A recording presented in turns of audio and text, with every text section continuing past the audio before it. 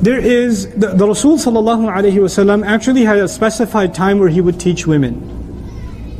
Where he would do that.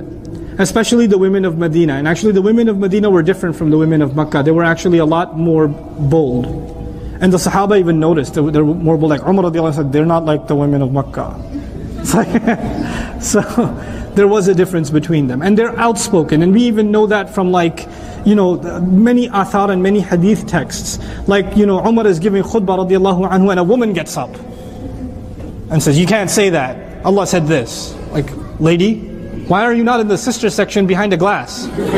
Why are you... Oh, and you're talking to Umar. Umar. You don't want to point a finger at Umar like that, but she did. She's like, gutsy lady, She did that. And, there are assumptions that men and women should not interact with each other at all, under any circumstance. That's what Islam wants. That isn't true.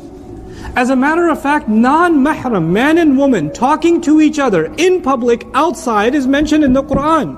Musa alayhi salam went up to two girls that were not his mahram. Then he went over and talked to them and said, what's wrong with you ladies? Ma khatbukuma? What's wrong with you? And they said, well, we can't feed our animals until the whole flock is done. They had a conversation. He didn't go up to them and say, Assalamu alaikum wa rahmatullahi wa barakatuh, ya ukhtayya, my two sisters, fil Islam. He doesn't know even if they're not Muslims. They don't know. They don't know him, he doesn't know them. They don't know he's Musa alayhi salam. They don't know that. They don't know any of that. But they had a conversation with each other. A non-mahram talking to another non-mahram. About what? A problem. They were wrestling with sheep. So you had to go talk to them. What are you doing? What's going on? Can I help with something? But he didn't prolong the conversation. He kept it to the point. What are we learning in Qur'an? If you keep your conversation to the point, it's fine. You might have a female co-worker. You might have a class. I have students. I have to answer their questions. They have a right to me as much as the brothers have a right to me. Because I'm teaching a class. It's a matter of justice. I can't put them in the back and not give them the same kind of attention. It's not fair. And I brought this up. If in education, is it fair or not? This is no. It's acceptable. There are ulama that are more conservative on this, and there are ulama that allow it too. But there are plenty of mainstream Ahl Sunnah across the schools of thought scholars that allow this. That allow, for example, this kind of setting. If it's meant with certain kind of restrictions.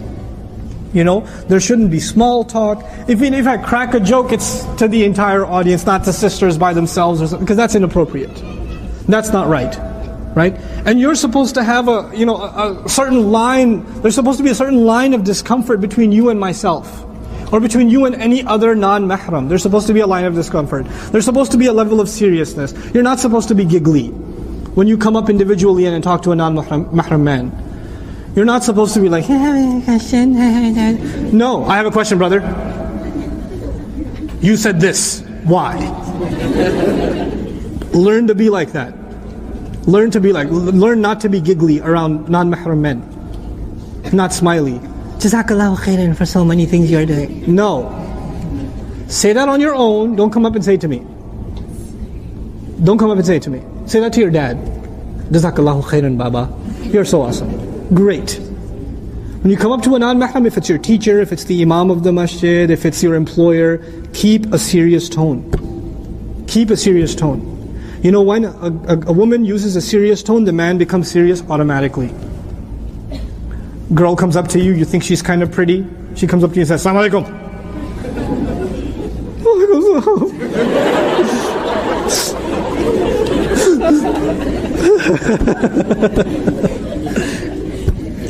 You're not going to get your play around now. It's done. It's over. But she comes up to you and says, Assalamu alaikum wa rahmatullahi wa barakatuh. No good.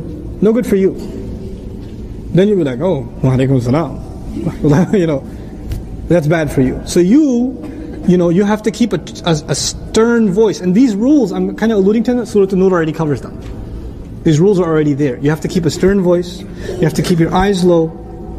As low as it doesn't mean you don't look away like, brother, I have a question. Like you don't do that either. But if you don't stare at the person. You're like, yes, sister, do ask. No, not like that. Not like that. يَغُضُّ مِنْ أَبْصَارِهِمْ يَغْضُضْنَ مِنْ أَبْصَارِهِمْ. That's normal. It's not like over the top, but the idea is to keep yourself low. Don't stare. You know, make just enough eye contact to get your point across, and that's it. That's all. You don't need more than that. You know. So these certain things, they are the guidelines by which public settings make it okay.